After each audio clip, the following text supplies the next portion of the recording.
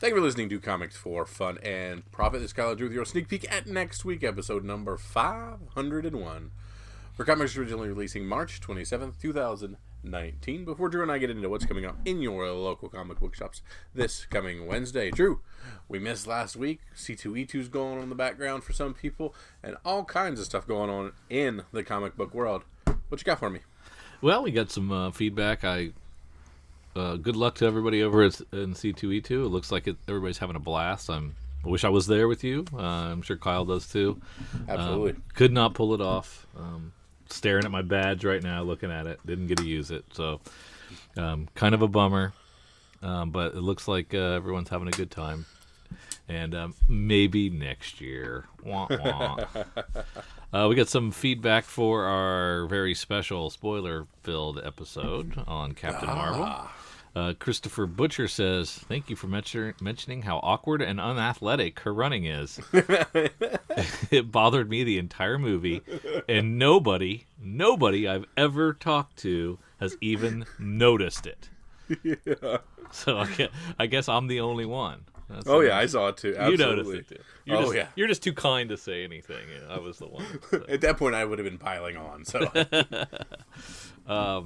Marvin says, "I watched Captain Marvel yesterday and really enjoyed it. Should state that I don't know this character at all. I own exactly 14 Captain Marvel floppies, and they are all from around 2017. So I went in not knowing all the history. I was a little lost, but it really came together in the end. I made a conscious decision not to do any research for the backstory since the translation to film could never be the same as decades of serialized stories. Yep, just setting yourself up to failure most of the time. I approach all comic-based films as separate from the print matter and enjoy or dislike them based on their own merits. That works for me. Of course, I listened to Drew and Kyle's podcast on the drive home. I thought it was funny because you say a few minutes in, listen to this on the drive home from the movie. And I already was. It was perfectly organic. Thank you. That's cool. All right. Well, thank you, Marvin. I'm glad you liked it. I'm glad you listened to our episode as it was as God intended. So that was really cool. Let's see. We got some feedback from 500 as well. Our episode 500. John Mayo says, "Hey, congrats on 500 episodes." Thank you. Yeah. John's at 1100, so he's like, I think it was probably in quotes, "Congrats." Yeah, was that essentially like a pat on the head, youngster? Yeah. Oh, that's nice. You did 500. Dawn says, "Congrats, man." Let's see, we've got let's see, who else is that? Jason says, reboot. Congrats on 500 episodes. That's true. We can always go back to Legacy for the big numbers. Yes, yeah. So is this episode 1 and 501 simultaneously? Episode 1, 2019. Yes, excellent. Wolf. This is episode 1 of Savage Sneak Peek. Yeah, no kidding. Uncanny. Yeah, we need to do that. Wolf Warner says, "I gave you guys a podcast shout out from the YouTube side of town in my weekly haul vid." Well, that's cool, Wolf. Almost makes me forgive you for tampering with the Steelers and stealing our wide receiver for grand theft of a 3rd and a 5th round pick for the greatest wide receiver in the game. So that's baloney. But I hope you enjoy him, and I hope he snaps an ACL on the first play. But anyway, thanks for the shout out, Wolf. And if you haven't checked out Wolf's YouTube channel, it's pretty cool. Every week he goes through his comics. You get a little. There's not a lot of time investment in there, but it's always a cool mix of what he's reading and what he likes, and he flips through his comics there for you. So it's a pretty cool. I'll put his video list in his YouTube channel in the show notes for you. Absolutely. Always a good thing to check out on release day or the day after release day. Yeah, definitely. Mike Myers says, "Hey, did you guys know that the Rampaging Hulk magazines have backup Moon Knight features?" I think this is directed at me. No, Mike, I did not. and I call myself a Moon Knight fan. So I had to research this, and yeah, it's these Rampaging Hulk magazines from I think like the 90s. They had Doug Monk Moon Knights in stories in them, and I've never read them, so I don't know if they're reprints or they're new stories. I'm gonna have to do some digging. They're all like 18, $15 a piece, so I'm gonna have to look around for some cheaper versions just to check out what the Moon Knight looks like. I'm not willing to invest that much in them, but yeah, that's cool. I'm glad you have them. Not being a Moon Knight fan, and I do not. Daryl said he wants to know who is the next Donnie Cates or Matt Rosenberg, an indie creator who makes the jump to the big two. Ooh. That's a good one. I'm kind of liking that Zach Kaplan guy that's doing Eclipse, and I think he's got another new thing coming out. I like him, and I really like Jay Faber, who did Copperhead. There you go. So I'd like to see them get tapped and come to the. They may have already done Marvel's work, but it doesn't jump to mind. How about you? Yeah. Anybody jump to mind for you? Who's the guy who does Ice Cream Man? Oh yeah, that's a good one. Yeah, he's I doing do not good know. work there for that. Oh shoot, let me look it up. Look at that. W. Maxwell Prince. Oh, okay, interesting. Yeah, I just think he writes well, and he seems to have a large story in mind when he starts things. yes, it is. It's a good Ice Cream Man's still good, and each issue you're like, what? Wow, that's cool. How did this get creepier? How did this get creepier and bigger, and the world is bigger now, and it's really nice. Ryan has a question for Kyle. Do you prefer tight continuity-based Nightwing stories or loose but good Nightwing stories like the New Order book? Does it matter in your preference if you are a fan of the character or not? So I guess he's asking also beyond the Nightwing, do you care about continuity or not? I'm a big fan of out of continuity. Sometimes it just seems like you're so hamstrung by continuity and having to follow certain things.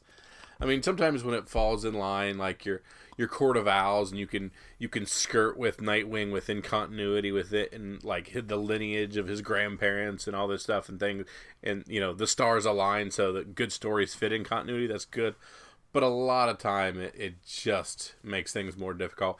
And like the New Order stuff was great. You got to take Nightwing, put him in a different world, give him a different viewpoint on things, and just let him do his thing. And I, for the sake of better stories, just keep doing that. Okay. So for Nightwing, you prefer out of continuity, and and by and large, you prefer out of continuity. Yeah, because like even some of my favorite Nightwing stuff is like the pre-New 52 Grant Morrison run of Batman and Robin, where Batman's gone, and Nightwing Dick's taken up the realm of Batman. So while it's in continuity, that's actually happening there. They've obviously done something device-wise to get us to that, so we can tell stories that get away from, hey, Batman's here, and then, hey, Nightwing's here. So yeah. If you can fit it in continuity, that's great, and that's cool. But if you got to do Elseworld, or like even with Metal, I loved everything that was Dark Multiverse, because you could just start throwing spaghetti at the wall and see what sticks. And especially not having like a ton of 40 years ago knowledge about things, I'm perfectly fine not following all that stuff. So I think I'm with you for the most part. Where I take a pause is when characters don't act like I think they should act based on their continuity. So when when we saw granted that we're crossing from comic book to TV, but like the New Titans thing where it was the F Batman stuff, and you're like, well, I don't think that fits with Grayson at all. I haven't seen Titans. Okay, well, that was in the trailer. Oh, okay. So I guess like when, like if Batman, I don't know, sucks at detecting, and isn't, if he's just not like how I expect him to be, then he mysteriously seems to be okay with killing people all of a sudden. Or something like that. And there was when Spider-Man, they aged Spider-Man too much, and he became a rich mogul like Tony Stark, and I didn't like that as much. I like my Spider-Man to be, broke, trying to make rent, down on his luck, still great responsibility. Great power comes great responsibility, and does it anyway. So I don't like when he was like super tech wizard, rich corporation guy. So that felt out of sorts for me. So I guess that's just basically characterizations, but I don't know. I don't mind like Batman White Knight. Absolutely. I think it fits. I actually think it's in continuity. It could be a future Batman story. Killing Joke started out of continuity. It's now part of continuity in canon. Dark Knight Returns started out of continuity. It's now part of canon. So today's out of continuity story is probably tomorrow's. They'll figure out a way to retcon it in. So if it's good enough. Like New Order, why couldn't New Order be some kind of future Nightwing story? Mm-hmm. Right? Yep, absolutely. So I did a terrible job of answering this question, so that's probably why I asked you. You knew I would just meander and not really take a side. But I think and with as far as the as a fan part, I mean, I'm always going to dip in and out of Nightwing. I'm always going to be there trying to find good stuff. So, but with a lot of people who aren't a fan, they're just going to stay away from everything until they hear something's good. So,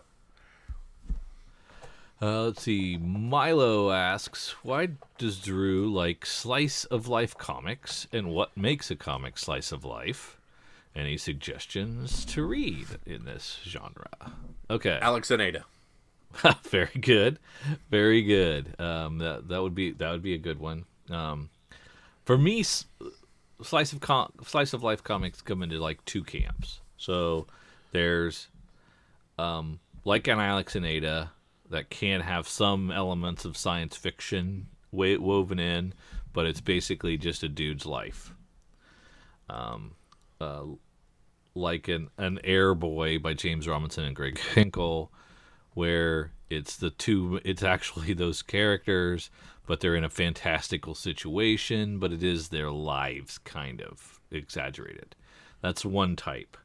And then there's just the straight up, no superpowers, no supernatural, people just living their lives like a Sully's, where the guys work at the characters all work at a cell phone store. Mm-hmm. Box office poison, aspiring writer works at the bookstore, tries to get a girlfriend.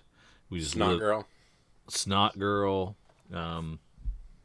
Although that got into a little crime element because there were people dying. But yeah, she was just an Instagram model. So fence, where they're trying out for the fencing team. There's really nothing else going on. There's no kind of superhero stuff. So that's just a slice of someone's life. And no suspension of disbelief of any kind, really. Yeah, it's just and there's not all of them need to be autobiographical or biographical, but some of them are. Some of them get that stuff like Airboy wedges that in there, but I would still say that's kind of slice of life as well. But for true slice of life, it's like a box office poison or a Sully's, where it's just mundacity, but with interesting things going on. I like that stuff. And it's usually interesting because it's usually not my life, so I can kind of relax. So yeah, so check some of those out. Sully's, Box Office Poison, Fence, Airboy, Alex and Ada, all good choices for an example of slice of life. Would you consider Archie slice of life? I would not. But yeah, I guess he doesn't really do anything else. Yeah, maybe you're right. Maybe Archie could be considered slice of life. Mm-hmm. I don't think of it though when I when I think of slice of life. I don't think of Archie, but you might be right. It could be. Those are cool questions. You guys can ask. We love getting feedback on our episodes. We got feedback on 2 of our episodes there. That was really cool. We get questions, comments. Those are always fun. We appreciate when people do that. You can reach out to us directly on our social media. We're on Twitter, Facebook, and Instagram. Search Comics Fun Profit or Comics for Fun and Profit. You'll find us. You can send us an email directly. comicsforfunandprofit@gmail.com. We had a couple emails. I didn't get them copied over for this week's episode. We'll get them later. So I appreciate when you guys send this stuff in, and sometimes things get lost because we've been gone for 2 weeks. So I got some of them in, but I don't think I got them all. So I'll do a better job of getting all of the feedback in. So if you send something in, we'll probably talk about it on the air. So we appreciate when you guys do that. You can find all of our links at comicsfunprofit.com, and you can even reach out and give us a fun iTunes review. We like that. We haven't got one of those for a while. Yeah. Also, we wanted to announce that in honor of our 500th episode 2 weeks ago, we had one of our listeners, Jason from Hawaii, who went to the amazing Hawaii Comic-Con. You heard some of his interviews, and he has sent us some signed comics. And we have some variant comics from some other folks that have been donated. We're going to donate some stuff. So we've got a whole new contest to announce tonight. So what we're going to do is this is going to be limited to Twitter. This is going to be, we want all that feedback on all of our channels and emails and things, but this is just going to be a Twitter contest. So when you see our episode posted to Twitter, if you retweet and add us, so you at Comics Fun Profit, and comment on the show or share with your people somehow. Retweets and ats are what we're looking for, but that will get it into my mentions, and then I'll be able to. This is like Grandpa explaining social media. That'll push it over into my mentions, and I'll be able to track it. So then we can see who did that. So for the next roughly a month, we'll give a month of these, and then at the end of April, we'll select some random winners. We'll reach out to you. We'll slide into your DMs and get your address, and we'll send you some it sounded a little creepy towards the end of it when you slide into the DMs. Yeah. We'll get all your personal information. I'll just need your social security number, and we'll ship that right out. But so that's we'll remind you each episode. But yeah, so it's all Twitter based. So grab this episode's post on Twitter, and so from 501 on, those retweets and ats count as entries into our contest. So limited to Twitter this time. It's like we limited it to iTunes last time. So we think it'll be fun. We'll give it a try for a month, and we hope we get a lot of participation. And we'll start working our way through all the social networks. Yeah, exactly. We'll be on. I don't know what else is Snap. We'll be snapping before it's too late. Now that all the old personal information is gone from MySpace, we're going back there. We're going to go back to MySpace. Yeah, I like it. That's awesome. But hope you participate in that, and we look forward to hearing from you and to celebrate our 500 episodes. This is another fun contest. We had February numbers. We're excited about those. The February is always a terrible, terrible month. I don't know if you had a chance to look at these yet, Kyle. Have you looked at these numbers yet? I believe I predicted them to be bad last month. Yes, you did. If you haven't looked yet, we'll go over the top 10. Let's see, and we'll see what you think. and we also have those numbers, so we can find out if you're right. So the top one is Batman Who Laughs, number 3. Okay. Then we have Batman 64. Okay. Followed by Batman 65. Venom 11. Heroes in Crisis number 6 is the 5th ranked. We've got Amazing Spider-Man 15 at the 6th. Okay. We've got Uncanny X-Men number 12 at rank 7. Flash 64 at rank 8. So top 10 appearance for the Flash. And Uncanny X-Men 11. That's not good if we're down to the Flash. Yeah. Uncanny X-Men 11 ranked 9.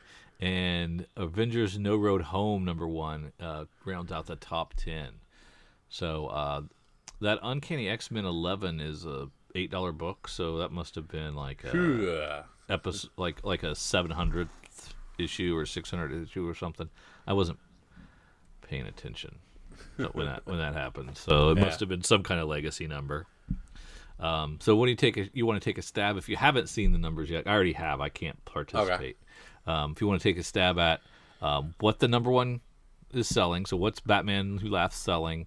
And that's always up over 100,000. I think it was like 120,000 last week or last month. And then what do you think? How many will be over 100,000?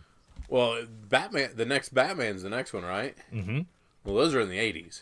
Batman 64. Yep. So you're not predicting a spike back over 100,000 for Batman 64. No way. I don't think. Okay. I don't think any of these were too crazy. They had a nice B cover, but nothing to write home about. Well, we'll find out in a second. First, let's go over the breakdown real quick. Marvel owned the market with 45% of all comics shipped to comic book shops. DC came in second with 31%, and Image almost had 10%, but not quite, 9.3%. Everybody else is under 3. The Dark Horse, Dynamite, IDW, and Boom. And then after that, Viz gives you a 0.67. St. Martin's Press gives you a 0.16. And Oni gets you a 0.39. And then they just lump everybody else together for the last 5%. So really, really dominated by Marvel and the big 3, of course, as always. Mm-hmm. To get that that market share, Marvel shipped 86 comics and 40 trades for a total of 126, just kind of lapping everyone. Yeah, no kidding. DC did 59 comics. Image did only 47. This time last year they were shipping 87 comics. So they've almost cut in half the amount of floppies that they're shipping out. And Hiatus could be explaining a lot of these. A lot of these are, not shipping every month. So maybe half ship this month and half will ship next month. Who knows? Only Dark Horse only shipped 24, IDW 22, Boom 21, and Dynamite 20. And everybody else shipped the last 100 and some for a total of 389 floppy comics shipped for the month. We have the top graphic novel, Mr. Miracle, the Tom King book, finally collected. So that's a good one. At least I enjoyed it. Spider-Geddon takes the second spot. Infinity Wars takes the third. Volume 2 of Immortal Hulk, Green Door, takes rank 4. My Hero Academia at 5. Deadpool Secret Agent Deadpool at 6. Maneaters Volume 1 takes the 7th spot. Book I'm enjoying over an Image. And then another Infinity Gauntlet Deluxe Edition. And Captain America Volume 1 takes 9. And Amazing Spider-Man Volume 2 by Nick Spencer rounds out the top 10. So I'm hoping Mr. Miracle put a big number out. So we'll have to find out. And we don't have to wait this time because we did skip a week. We can go right over, and now we can see some of those numbers and how we did. And it is, you were right, it's abysmal. Batman Who Laughs. Yeah, it's way lower than I even thought. Yeah, it almost didn't make it. Batman Who Laughs did 101,000 and is the only title to crack the top over the century mark. You'll see Batman 64 did 93,000 and then dropped 4,000 for when to go to 65. It's down below 90, so it's in the high 80s, like you mentioned. Venom 11 is up to 84,000. It seems to continue to climb. Yeah, no kidding. We've got Heroes in Crisis down to below 80 now. Amazing Spider-Man at 71,000, which is a solid number, but it had a lot higher in previous months. That Uncanny X-Men did 68,000. Flash 64 did 67,000. Another Uncanny X-Men number 11 did 66,000. And Avengers No Road Home did 64,000. And we've got to go a ways, Kyle.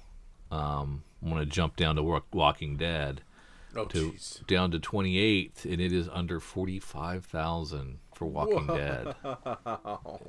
So those Sienkiewicz covers were really, really propping this thing up last year. I don't think I realized that they were masking it. I didn't realize it was that gutted. Yes, we were in the 80s not that long ago. Yeah, and we're in the 40s now. That's a bummer. Show's just as good as ever. Comics just as good as ever. Yeah. I don't know what's going on. People don't like it anymore. Everybody's going to trade? I don't know. It's possible. I don't have book selling numbers, so I don't have Barnes and Noble or Amazon or any of that on Walking Dead. So those used to be huge. When every once in a while we'd get a book scan chart, there's like 500,000 comic sales in there for just the volume 1 of Walking Dead. So yeah, they always sell really well. But we don't have real transparency on that. As you look down the chart, anything jump out at you? Looking at some of the stuff on Comic Book Page, and he does some of your more attrition numbers and your movements. And our number 8 rank for that Flash 64 is up 73%. Yeah, so that's the price. That's the 4-issue crossover, 2 Batman and 2 Flash, and so it really helped the Flash. But it didn't.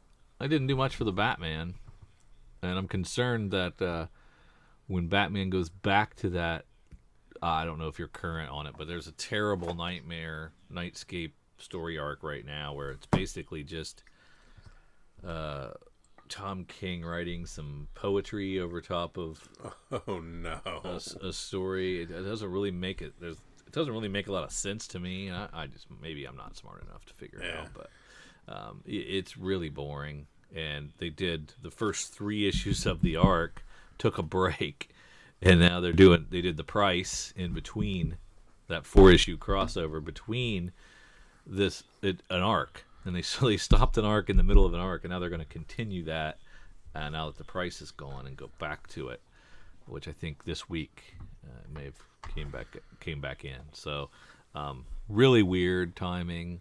I don't know why they decided to do that. I heard something about Tom King needing to do something in TV. So he had to take a break. I don't know.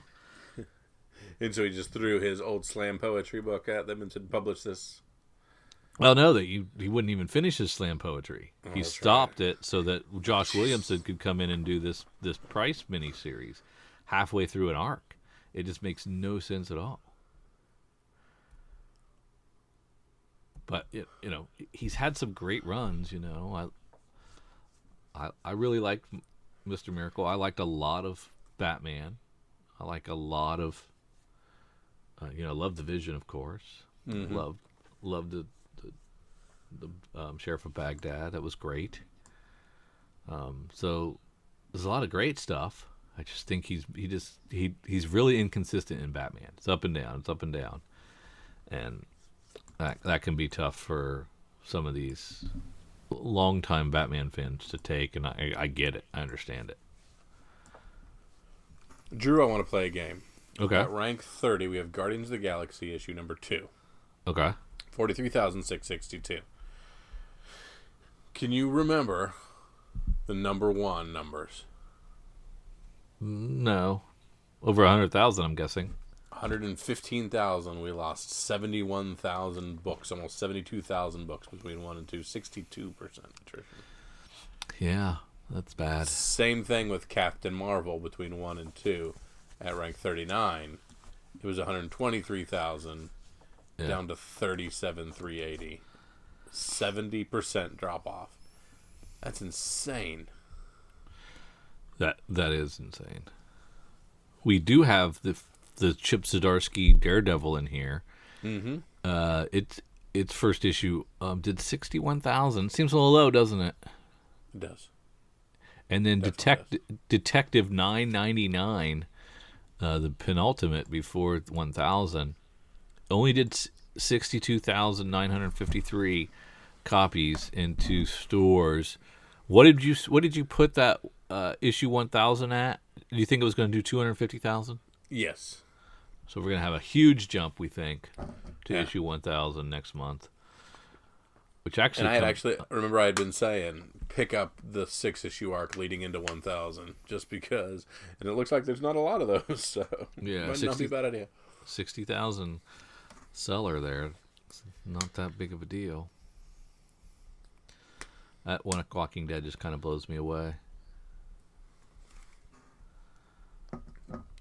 But yeah, you get to number the 50th ranked comic, and you're at 30,000 copies. You get to 100. You get to 100, you're at Green Arrow 49, and you're at 17,000. February's always sucked. This seems like extra suckage. Yeah, just a lot of low numbers. I'm just going to skip over this month and hope it's just an aberration. Yeah, is it usually like January, February, March all bad, or does do we see March kind of like pick up a little? March starts to be a little bit more. All right, there's hope. There's some hope here. Yeah. Okay. Yeah, that's enough. That's kind of a depressing. That's what I was just. Yeah. Yeah, we don't need to look at that anymore. So, looks like DC took our advice, and they're looking for a new managing editor to oversee their entire comics division. Hey. So somebody was to take over. Who would they be taking over for? Is that Bob Harris's job? I'm not even sure. Oh yeah. So I'm not sure the difference between a editor-in-chief and a managing editor. I think Bob Harris is editor-in-chief. So I think a managing editor probably makes sure everything comes out on time, make sure that they aren't contradictory and everything kind of meshes. The stories don't suck, and everybody's writing good stories that people want to read. So they got their job cut out for them. They're going to have a challenge ahead, I think. Whoever that person is. Yeah. And it could be you. Fill out that application. Send it in. Yeah. You could be the next managing editor. Throw my hat in the ring. There you go. It looks like Jonathan Hickman is set to return to Marvel. He did that Avengers thing, that big event, like a few years ago. Then he did kind of disappeared for a while. I was a fan of East of West in the beginning, but kind of dropped off. Mm-hmm. He did a couple other things at Image, but I don't think he stuck with them. I was kind of a fan of Hickman's FF run back in, what was that, like 2012 maybe? That sounds right. Yeah. wasn't he doing like Fantastic Four and FF at the same time? Yes. Maybe. What is Hickman work for you? Is he a creator that you like? Not necessarily. It's more miss than hit for me, unfortunately. Yeah, I think there's a lot of Hickman stuff that I just don't get. He weaves these tales that I think are confusing and convoluted for a while, and then they all come together later. I hear, but I'm usually not there by the time they come together. You had already checked out. I've already checked out. Yeah.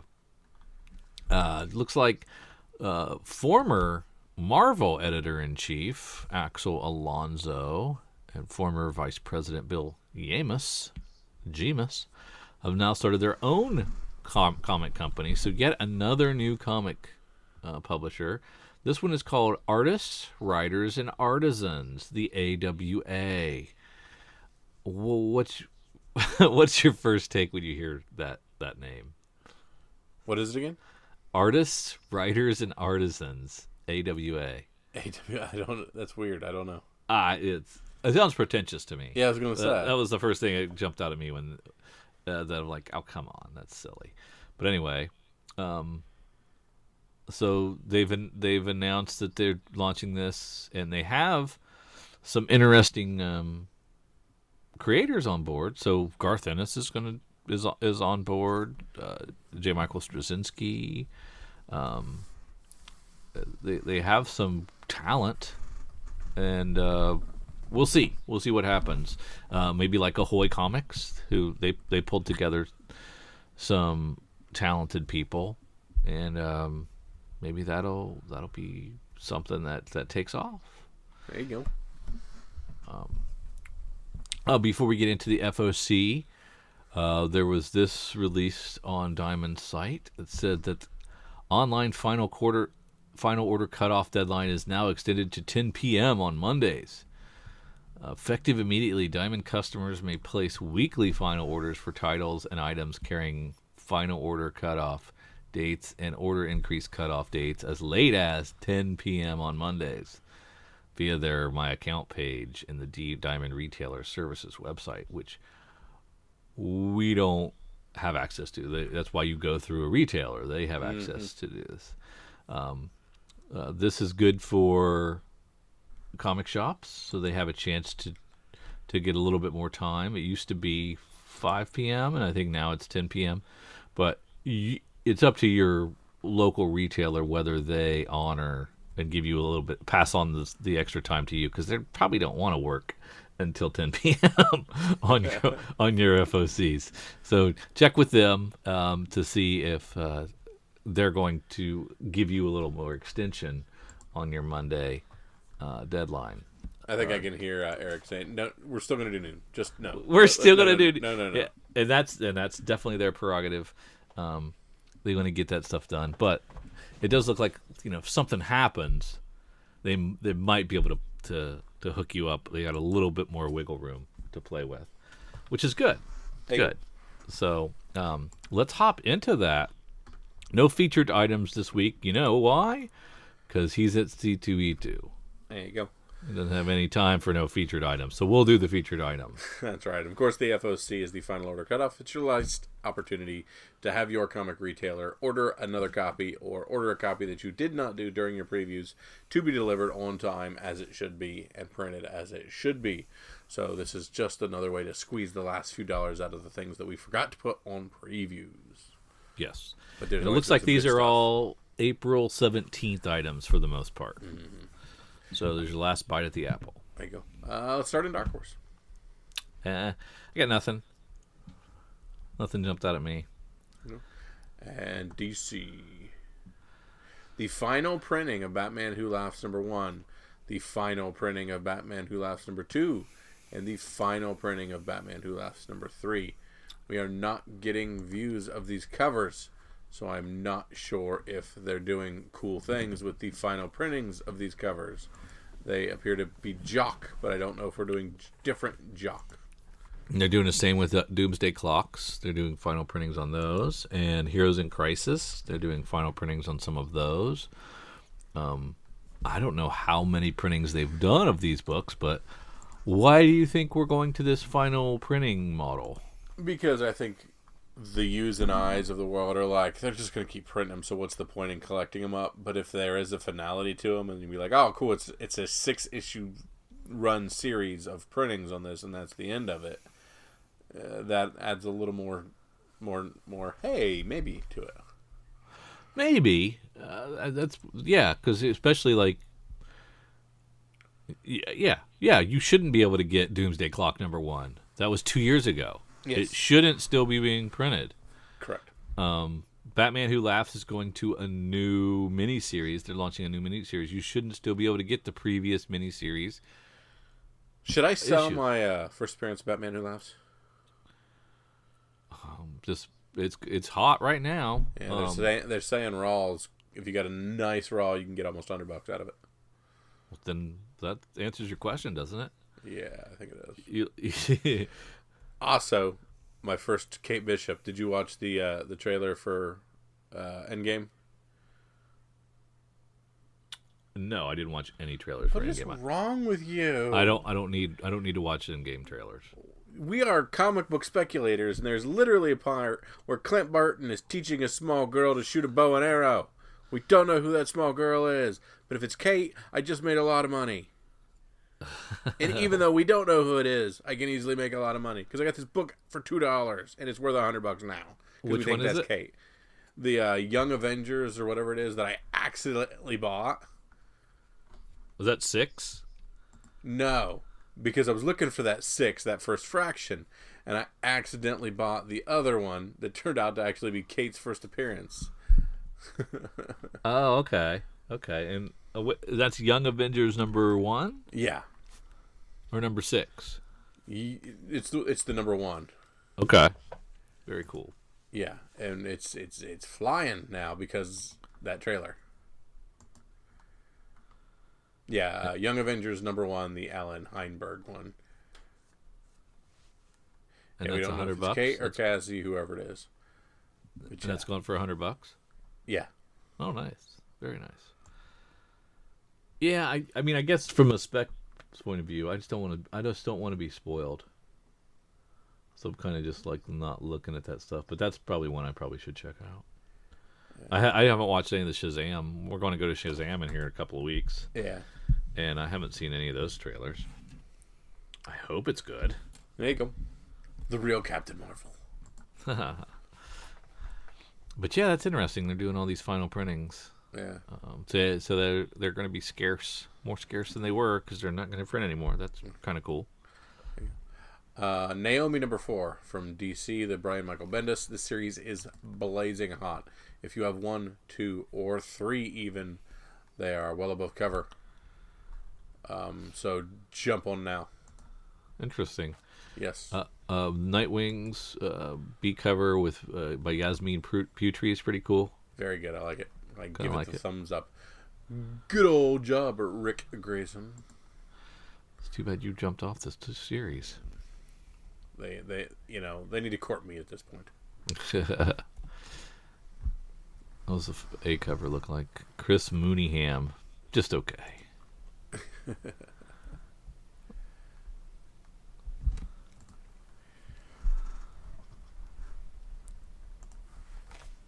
Not a whole lot more in DC for me. Nope. You got that Terminus agenda on the Teen Titans side of things. Which I have been enjoying Teen Titans. I like it. I don't read Titans, but I do like Teen Titans. Yeah, and who's doing the B cover on that Terminus? Cover A is great. Cover B, not bad. Who is it? Miko something or other, and then I clicked off. Ah, gotcha. Miko Swayan. All right, IDW. Nothing really for me. All right. Let's see what Image. We got a second print of Assassination.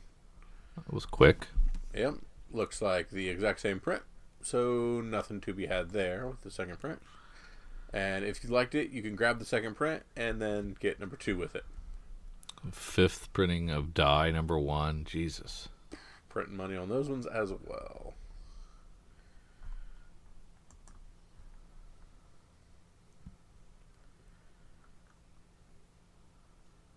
Middle West number 6. Oliver number 3. I didn't even read 2 yet. I need to read 2. Oliver. Yeah.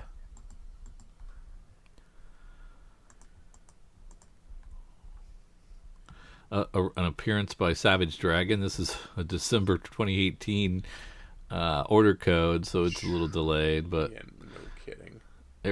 Eric Larson still cranking this thing out. Hasn't quite. I think Spawn's. What's the Spawn numbering? It's a lot higher, right? It's like 580 something, isn't it? No, I was thinking it was like pushing 300, but yeah, 280. Sorry, I don't know why I said 500. But Savage Dragon's still occasionally putting out something. I'll read 250 when he does 250 and makes a big deal out of it. I'll read that one. All right. Anything in Marvel? This .hu. That's the Hunted storyline. Is that the deal? Yeah. Okay.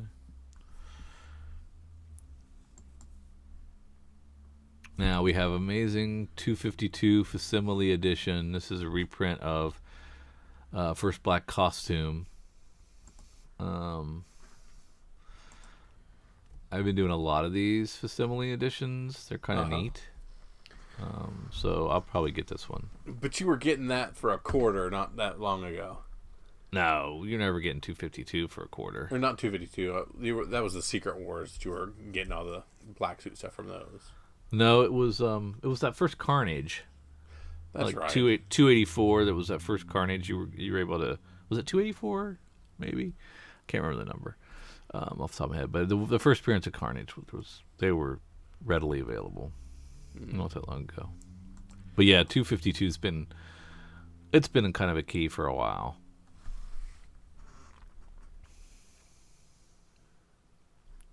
Zdarsky's Daredevil is now in its third printing.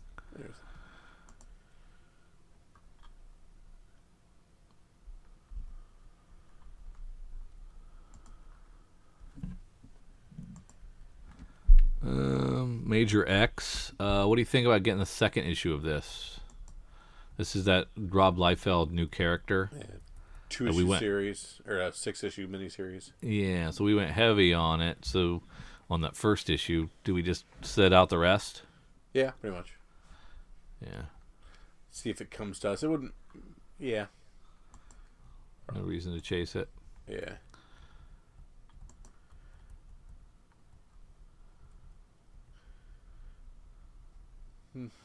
Phil Noto cover is nice. We were interested in that first Spider-Man Life story, first issue, and the second one. This is the 70s, and it's got a Michael Cho variant, which is nice. But I think I prefer the Zdarsky kind of clean look to the Zdarsky cover. Mm-hmm.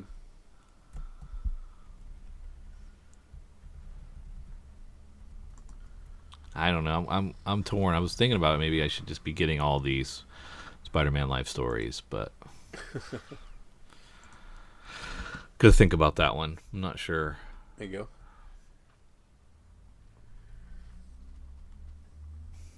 So, Star Wars TIE Fighter.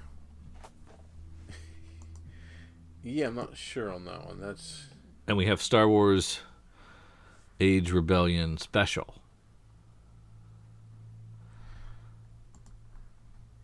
They're nice, essentially one-off stuff. So just give them a shot. The TIE Fighter is a 5-issue. Sorry, the Age of Rebellion stuff is what I meant to say. Yeah, the TIE Fighter is intershadowing the Empire's salvation, the Rebellion's doom. As the war against the Rebellion stretches on, as the innocent people of the Galactic Empire who are most at risk.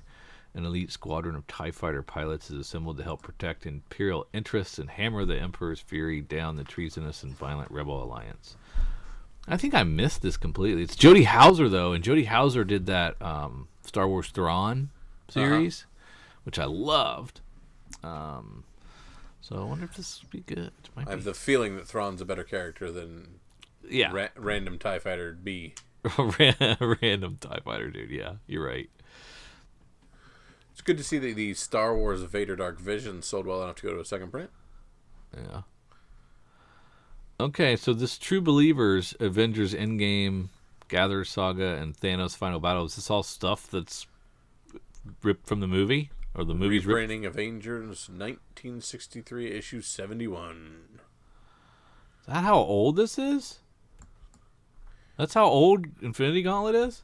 No, because it says Endgame, but it's not actually Infinity Gauntlet Endgame. Oh, okay. They're tricking me. Yeah. And the Gather Saga is 343 from 1963. Have you heard anything about War of Realms? Huh. Anybody reading it that you know? Is it out? I don't think it's out. Yeah. Maybe it's not out yet. I believe that's the final issue of West Coast Avengers, number 10.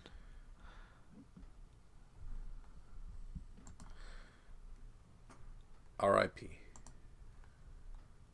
Oh man, yeah, and they're just—I don't even think they know. They knew it. Doesn't look like they got to do anything special. That's too bad. If you'll notice, are you done with Marvel? Yep. If you go into Boom, that there is no FOC Black Badge. Oh. So the first 8 had an FOC variant. Mm-hmm. No, number 9 does not. Think they're done with that. Yeah, that was just a minimum. Interesting. Or you think they'll bring it back? Probably not. Probably all they had. So you did all 8 FOCs. Are you done with Black Badge? Yeah. Okay. Although it is, It's good. It was pretty good. Yeah, it's pretty maybe good. not. Maybe not. Maybe not. I may have been too harsh.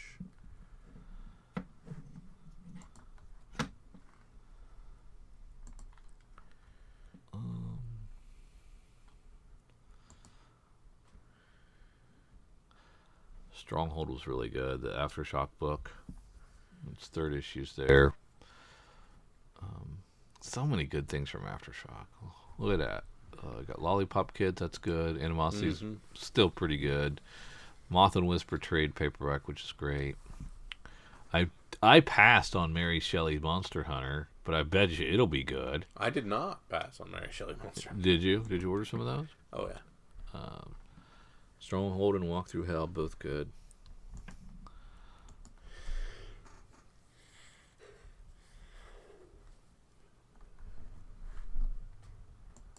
And that looks like everything. What is Amped? And Darkon and Dual Identity. They don't have publisher names. Katrina, Magica, Wayward Legends. These are all like generic. I have to click on them to find out. So Amped is from November of 2017. The original order code.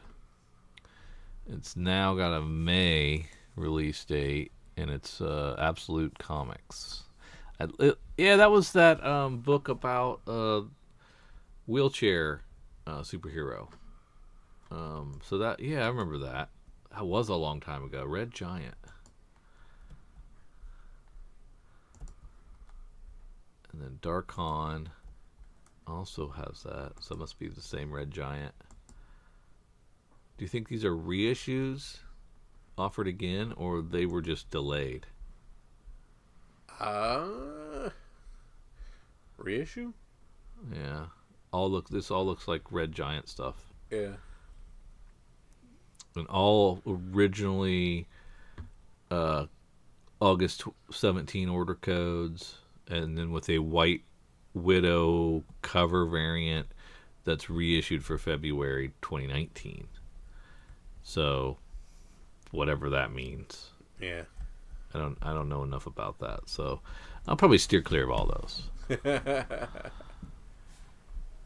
That's it for me for the FOC. Good stuff though.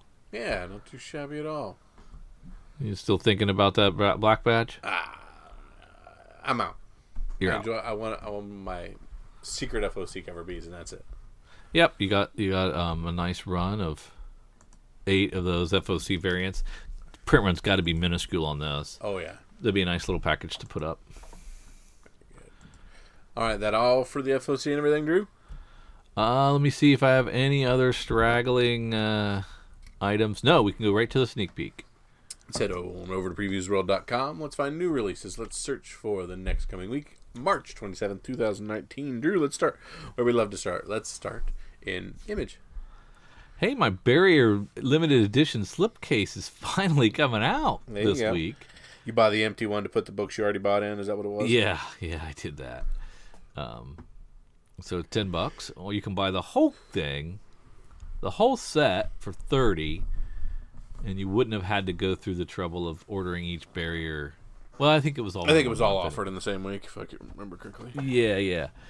I think you could get all 5 order in that same month. It came out weekly or something like that. Yeah. Interesting. Let's see, Black Science, which I think is winding down.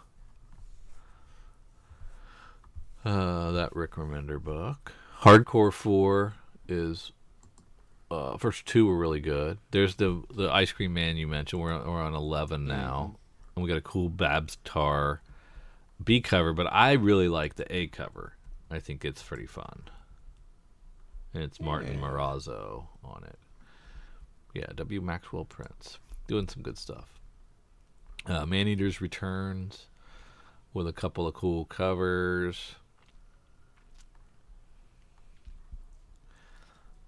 Outcast, is that the one that's ending soon? Yes, that is ending soon. So we've got to get to 50? Yes. So he says hoping. Yeah, 10 more of those. We've got Sharky Bounty Hunter, which, did I read the Sharky first one? I think I did. Yeah, I think I read that first issue. Skyward, it's 11th. It's starting a new story arc. That's been fun. Snot Girls on 13. And Spawn, you were close. It's 5 issues away from 300. Yeah, 295. It's way closer than Savage Dragon. Yeah. But I think McFarlane's been kind of like farming his series out to other people to do, and Eric Larson's done every issue of Savage Dragon, I think. Yeah.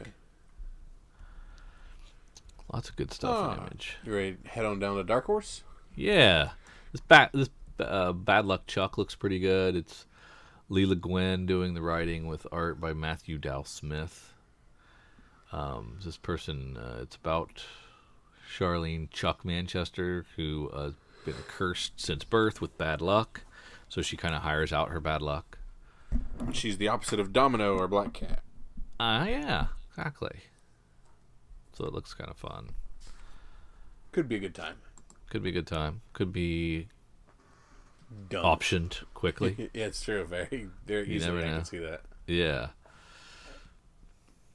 Holy cow. An omnibus of mind management. Wow. Volume 1, though. Doesn't even cover it, you know? The Mind Management Comprehensive Report, 1 of 3. Crazy. Jeez. I think that's all I had in Dark Horse. All right. Check out IDW. We got our first issue of Glow. Oh, yeah. The Netflix series. Art style's not great. By Hannah Templar. Sorry, Hannah. But written by Teenie Howard. I don't know. I thought more of it before that it might have a chance, but since I bought some of those Stranger Things and they did nothing, I think the mistake is to you want to stay away from Glow. There you go. Rick and Morty's director's cut, or Rick and Morty versus Dungeons and Dragons director's cut #1. We talked about it I said Dungeon Master's Guide, you corrected me, so I can't remember what your nerddom told me that actually was. Player's Handbook. Player's Handbook. But I don't know for sure. Yeah. 'Cause I don't know where mine are. I think I probably stole them. You probably stole them. All right, let's head on down to see DC. The Batgirl is a Yasmin Putri, the B cover. Really nice. Very good. I just want to find all these Yasmin Putri where he does, like, that one is similar to one that he did for Hood and one that he did for Nightwing. I kind of want to put them all beside each other. Yeah, they're pretty slick. This is Detective Comics 1000. Oh, yeah. This was all the covers from all the different decades. We liked a lot of these. I think I was the biggest fan of maybe the Frank Miller 1980 one, but there was a lot of good ones in here. The Capullo's really good from the 2010s. So I don't know if you can go wrong with it. The midnight release variant's very nice. They're $10 a piece, so choose wisely. Oh yeah, no kidding. Now, Dial H for Hero is the final of the 4 young line, the Wonder Comics line, but this is not written by Bendis. So Young Justice was written by Bendis. Wonder Twins was not. I think that was Mark Russell. He did Naomi. Bendis did, and now this is Sam Humphries and Joe Quinones doing Dial H for Hero. I don't have a lot of faith in this one. I remember the last Dial H for Hero. That was like, was that New 52-esque time? And it was pretty bad. Yeah. So I'm not thinking this is going to be any good, but I'll probably sample it. I think it's going to be really, really underordered and really, really. I don't know because it's the 4th one. Yeah. And all the other ones have really been well received. Exactly. But I think, I think it's just going to be super low. You do? Yeah. A great Ryan Sook Flash cover B, I think. It's really nice. I've heard really great things about Freedom Fighters and have totally missed the boat on this. So we're already on issue 4. So it's Freedom Fighters, they're punching Nazis. Robert Venditti doing the writing. Eddie Barrows on art. Heard good things about this. Might go try to pick this up in trade because I think I've already missed the boat too much. Your B cover for Shazam 4 is Jim Lee, and it looks awesome. Oh, wow, that is nice. But those Eagle Sham cover A's are pretty nice, too. Yeah. Big fan. All right, that's all for DC. Let's see what Marvel has for us.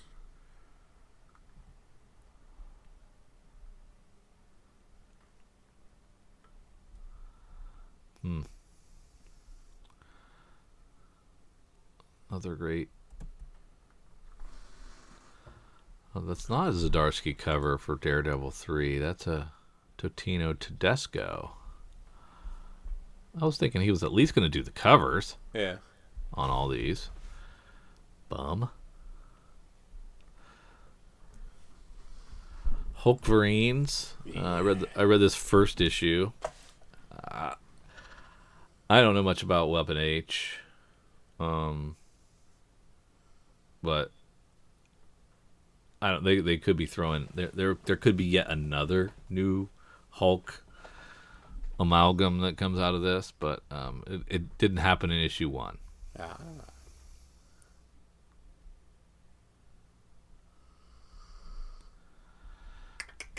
There's the Incredible Hulk facsimile for 181, the first Wolverine, which I have one of those coming. I'm excited about. Always get those. They seem to just be fun things that you want to have at the very least. Closest I'll get to 181. There you go. I hope it looks so much like it that I can put it in a top loader on my shelf and people will do a double take and I'll be like, ooh. Like, yeah, it's a 9.8. He's a big timer.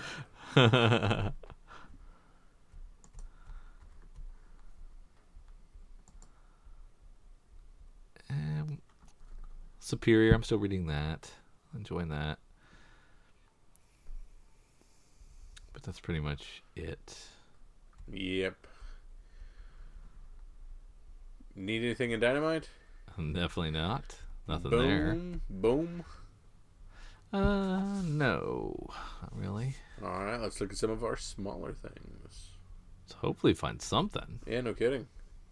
I'm gonna have to go with one of those DC books if we're not careful again.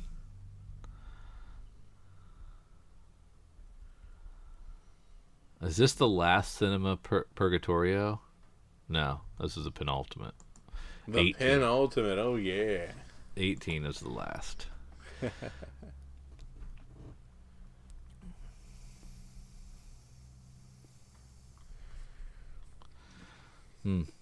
I'm not seeing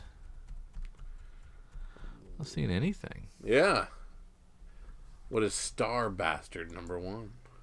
Scout Comics, Andrew Clemson. Okay. Equal parts Red Dwarf and Grain Alcohol. Alright. There must be something there. So many Boundless book covers. Yeah. My goodness.